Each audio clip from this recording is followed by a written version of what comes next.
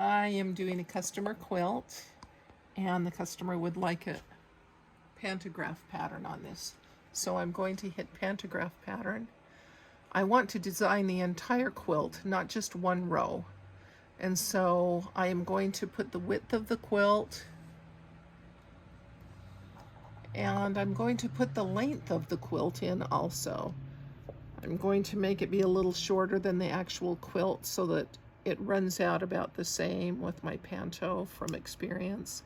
That's the size of my quilt in a reduced shape. I'm going to select the pattern that I want. I purchased a dragonfly pattern that the customer wants to use. And this is the entire quilt. And in my mind, that's probably a little too tight of a stitch. I could show you what it looks like in accurate size, but it says the pattern is 7 inches tall, and I know that the designer designed this for at least 16.5 inches. So I'm going to change that to 17 inches. And that's a little bit looser of a stitch. Now, when I go to quilt this, I'm going to put sew in zones. So now I'm ready to quilt this quilt just that quickly. And before I start quilting, I'll show you what it looks like for each zone so you will understand what the zones mean.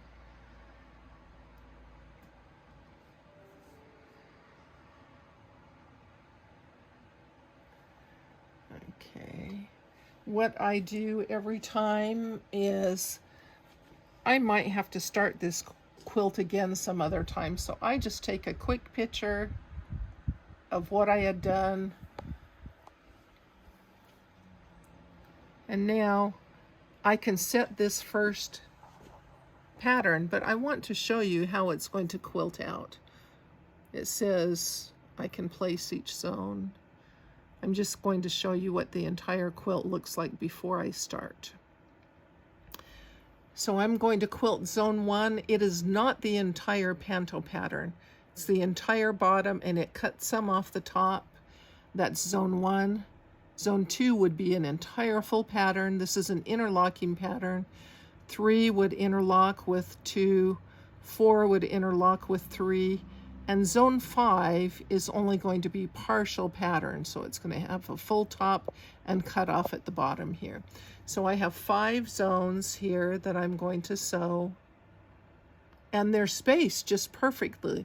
Let me show you what they look like at 100%, what it would look like in the accurate stitching.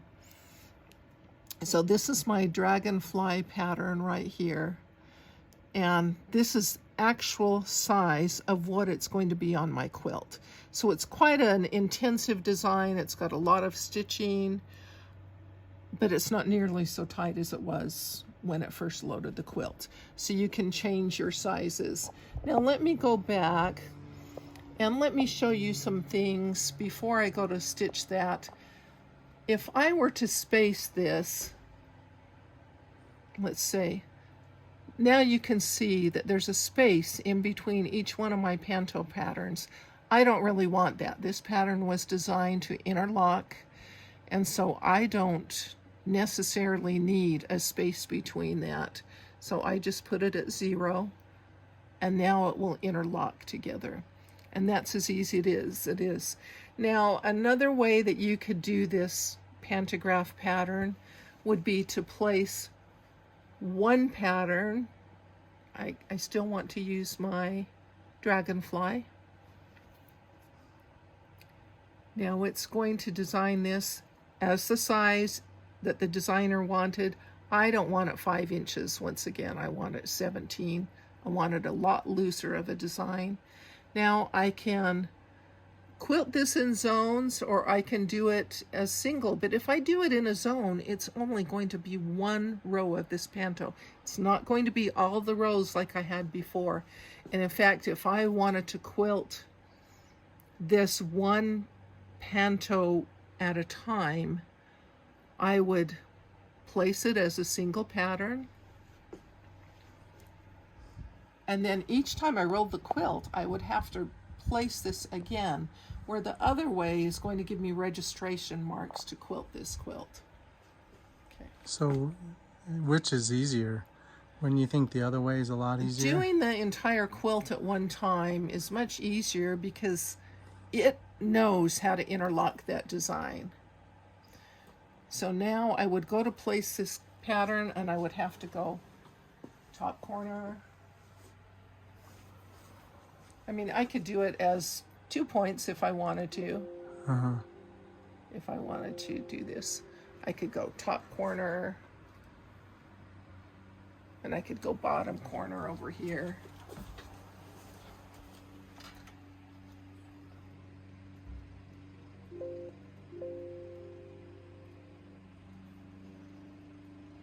So it says part of it's outside my design area, which of course it would be. So I would have to place that every single time. So yeah, that just I did the quilt. might as well. And I don't want to do that. So use I'm going to go the back power to, of the QuiltMotion. I'm What going to it's go made back to to the do. home page. I'm going to do that. It's 67 and a half. Got 78. I know what design I want.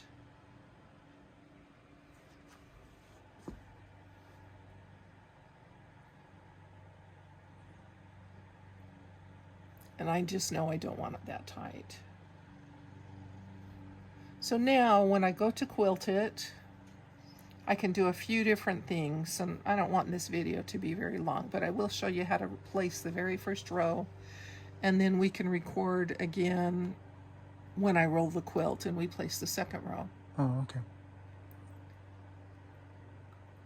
So if you aren't quite sure if you measured right, or maybe your quilt shrunk in when you're pinning it on, you can see I just pinned the quilt back on, and then I stitched down the quilt top and the batting right close to that. So this is my first one. Now, I can use some options. I know that my center is probably right here. Do I know that's going to fit on my quilt? Well, let's do a few different things. First off, let me do a marking tool, and we can make sure that that's going to fit on there. So I come down here to part of my quilt.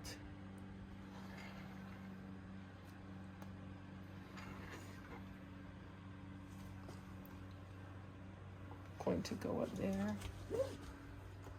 You can see my quilt isn't quite as pinned on quite as straight. And Lynn and I talked about that. I have the centers off on my quilt top rail leader. But if your question is if you have that right, you can see that it's going to be just barely outside of my quilt and almost just right on right there if I put it right where it's at. And that's okay, that design will stay there. Now another thing I wanted to do is we can go in and we can use this marking tool. And I really like that. So if I didn't want to measure my quilt, I just go over here. I touch that one. I touch it over here. And now it's going to tell me right where the center is. So it will be an accurate center. Let's see. My machine always says the needles.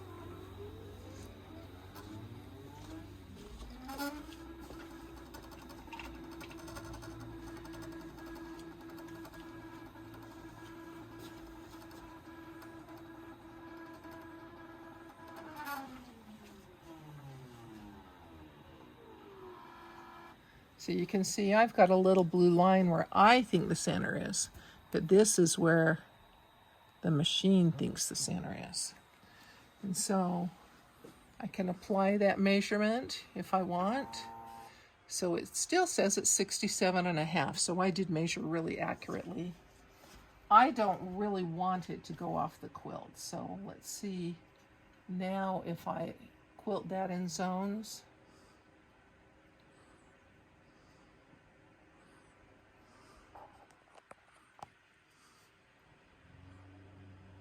Sorry, it takes a while. It's an intensive design.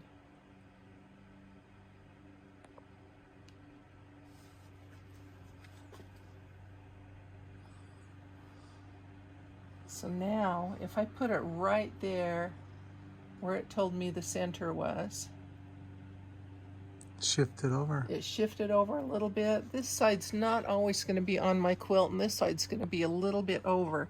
So even though that said that was where the center was, I don't have to use it. I can still fudge it over just a little bit until I have it centered in where I marked it, just perfect. So I'll go over just a little bit more. And when it looks like it's centered where I want it to be, then I'm going to mark it. And now I'm just going to say, I'm going to pull my bobbin. I can see my starting point is right here. So I'm just going to pull the bobbin.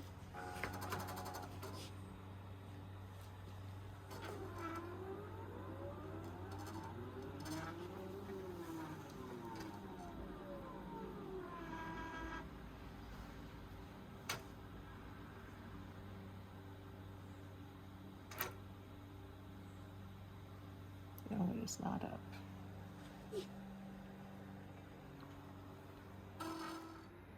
So after a quick bobbin change,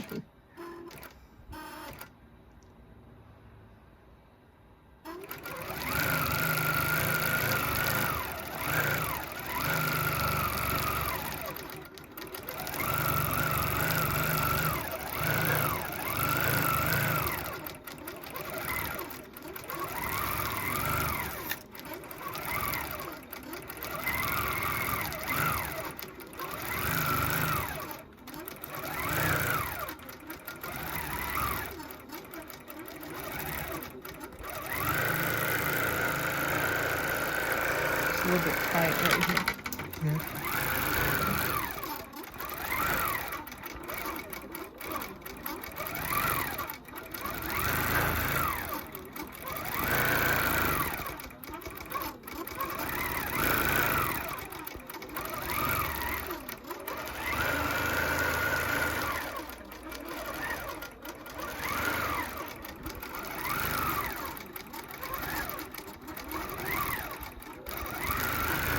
So basically, if you had borders and you wanted to do this pattern I would just do it in inside, the center. I Yeah. would still do my marking tool, yeah, so I would know exactly where it was going to go. and you could just do whatever you wanted and just leave the Yeah. rest. Yeah. That'd be awesome. And so I do borders all the time with just a beautiful border and then something else in So the center. do you use that, those advanced features of the gold card to be able to do your borders sometimes? Yeah, Or I yeah, actually do. so that's a good reason. But I to don't have get- to. Yeah, I've done it both ways. So if people don't have the gold card, it's still entirely possible to do the borders. It just comes with a few corners and things like that. But personally, I've downloaded other designs and used those and not the designs that come with it. okay. So there's my first dragonfly. And it's going to be pretty subtle on this, but the customer really wanted dragonflies, so That's cute. Wow, that's just amazing. I had other designs from the same company, so I know that they've always stitched out really well. Now, I want to show you something. My take-up rail is way too high. So Oh, I'm going to lower my take-up rail so that I'm not stitching through air right there, Oh, because this yeah. is a large design. I need to use all the space. Other than that. yep. Oh yeah, that back one. Oh, you got your little caddy thing in the way.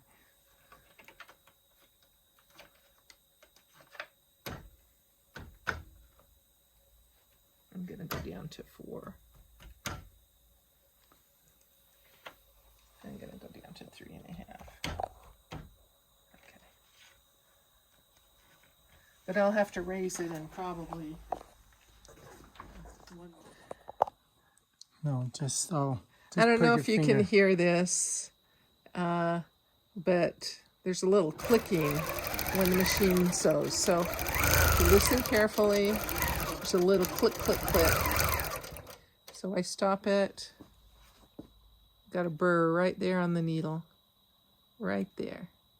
And so it's making a clicking sound. So I'm going to change the needle right now. Good idea. I don't think you need to. Well, it's going to be in a different video. No, I'm not repairing the pattern. I'm just stopping it, starting it exactly where it was. Oh, awesome. I'm not so you repairing. don't have to. But you did have to release the carriage and everything, right? Okay. And so now all I do is say, okay. And so we start again. Did you have to tell it, though, a nearest stitch or anything? Nope. Oh, wow. Because I just knew Knew exactly it where knew you just were. exactly. Oh, listen how quiet that is. Yeah. So much better. Okay, I've just finished the first row of this panto. It took about 40 minutes for this one. I'm going to cut my threads, and then we're going to move to the next step. So it says I have finished this row. Have you completed sewing this zone? Yes. Okay. Now it's going to move so that I can place the next row.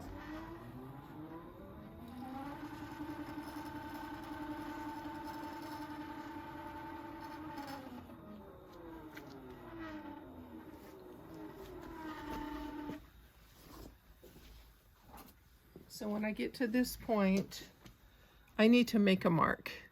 I could make a mark with a purple pen. I am going to do it this way. I'm going to put a piece of painter's tape underneath. I'm going to make sure it's down flat. And then right up here, I'm going to put a single stitch. Okay. Now I'm going to click done. Continue. Are you sure all your markers have been placed? Yes. So now the machine is going to move, and just let it do its thing. For some reason mine says the needle is not up.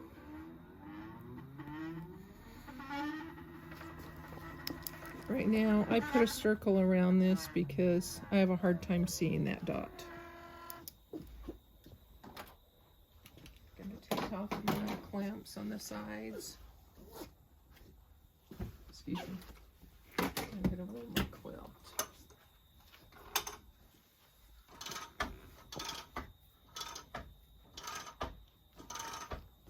Now I might have to lift that take-up rail for this next row.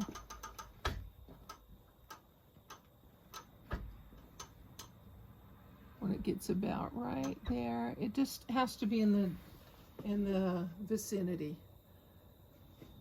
And so before I do anything else, I'm gonna put my quilt back tight, but I can see I've got a roll in my batting. So I'm gonna have to loosen this top and stretch up my batting so it's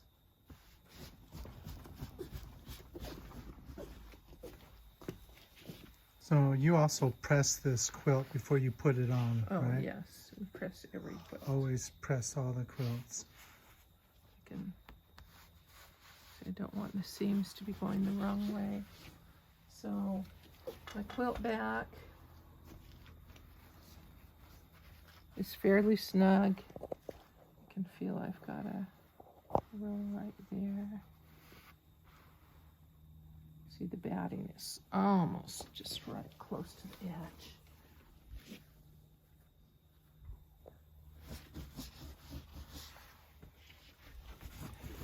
Sorry.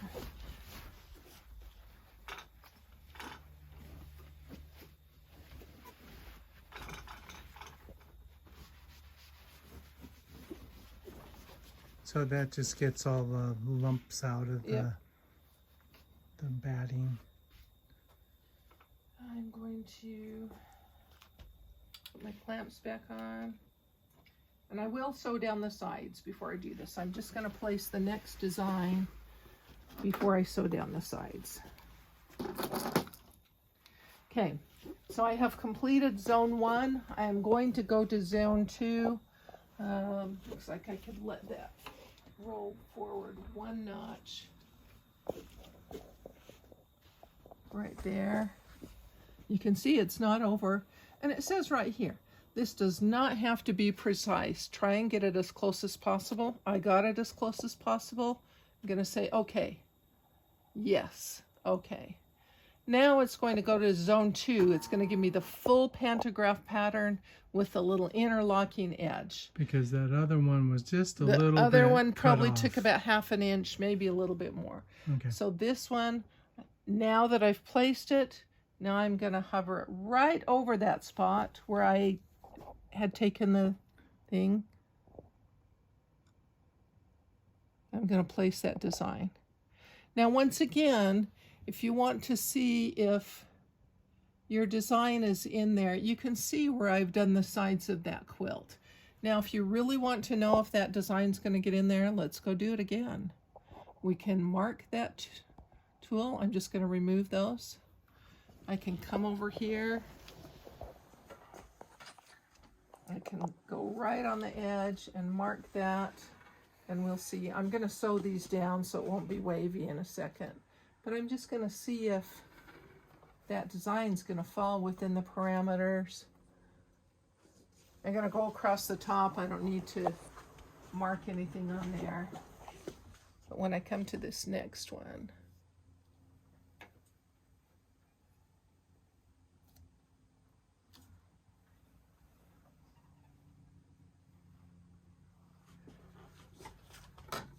so you can see my quilt is not on there straight, or that would be a lot straighter. So centering this design, you can see it's going to go off to the edge just a little bit. This is going to be about exact. So now that's just fine. I'm going to come over here, and I'm not going to release the carriage, but I'm going to do this release the sewing machine because I want to sew. Don't push that OK button. Now the machine is like there's no QuiltMotion, there's no computerized system hooked up. I'm just going to sew down the edges because when my Panto comes off the edge, I do not want it to catch this edge and sew back on it, or to catch underneath. I've learned that by experience. And since you don't have your glide foot on, Yeah, this just is easier. if I would put the glide foot on, I would still do this. Yeah. But you can see I've pulled on the back a little bit. You can see it's puckered up. But it's still okay. It will still work out okay. I've got Minky on the back of this. So I just don't want a bubble in my quilt back. And so I'm really careful to always look under. And because it's Minky, it's sagging just a little bit, but it's a heavy, Minky's a heavy back. So now I'm going to sew down this side.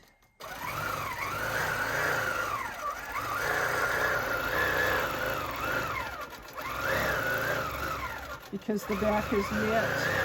Once again, I just need to keep it getting more solid until I go to quilt. Now you can see it's pulled on that a bit, but it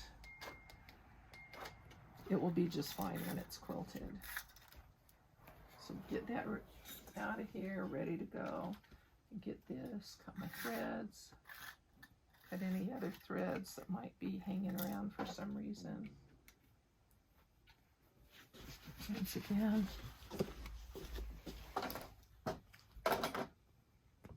Oops. That was just like a little boomerang, wasn't it?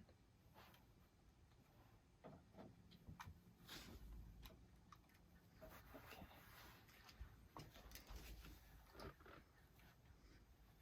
Now,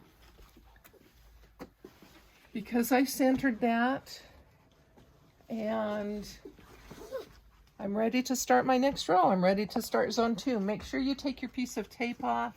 You can leave it there if you want, but I have sewn over that a few times, and that's the beauty of using painter's tape. It's not very tacky. So now I'm going to say okay, and then I'm going to pull the bobbin. So I just need to pull the bobbin. It will move over to where my first stitch should be. And that's going to be right where that green Yes. circle is.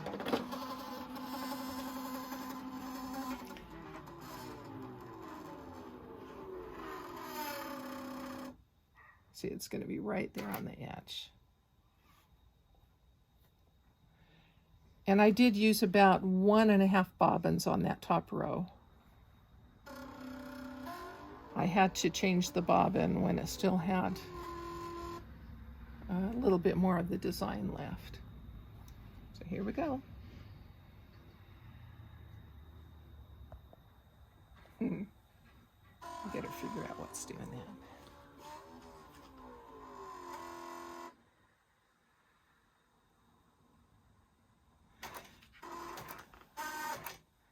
You know, you can't see this design much on the front of the quilt, but look how cute the back of that quilt is. That looks awesome. It's gonna be fun. Yeah.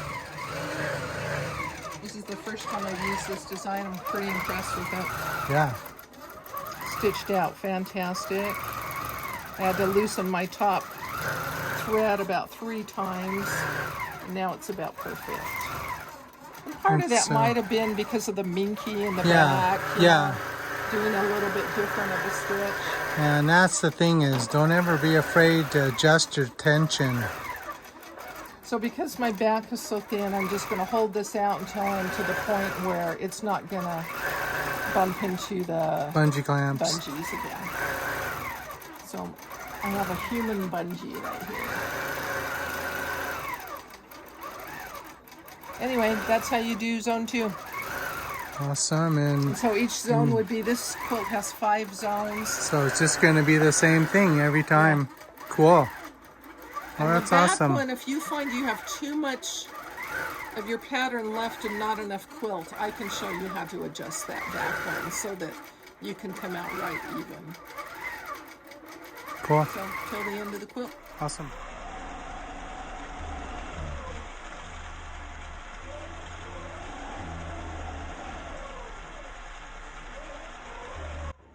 Hopefully you've liked our video and it's helped answer questions that you might have had.